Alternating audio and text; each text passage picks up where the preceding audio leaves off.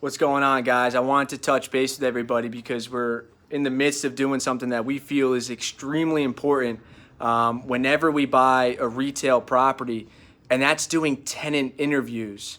I can't tell you how many times in the past with the experience that we've had, where we've interviewed tenants during our due diligence period, and we found out some very crucial information with regards to how they were doing or their plans to stay long-term at the property, which really altered the deal, significantly. So if there's one thing I can recommend, it's that whenever you're buying a retail property specifically, or it could be office, it could be industrial, it really doesn't matter, maybe outside of multifamily, conduct tenant interviews. See, ask them ways that the property can be improved, what they would want to see changed, or what they like about, what the current ownership is doing that maybe you can also implement in your ownership period. So talk to the tenants, get approval from the seller to be able to have a conversation with them.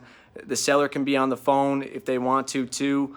A lot of times these conversations are happening over the phone. If you can do it in person, even better, because you can meet the tenant. They can get face-to-face with you and get a little bit more comfortable with who the new owner is going to be.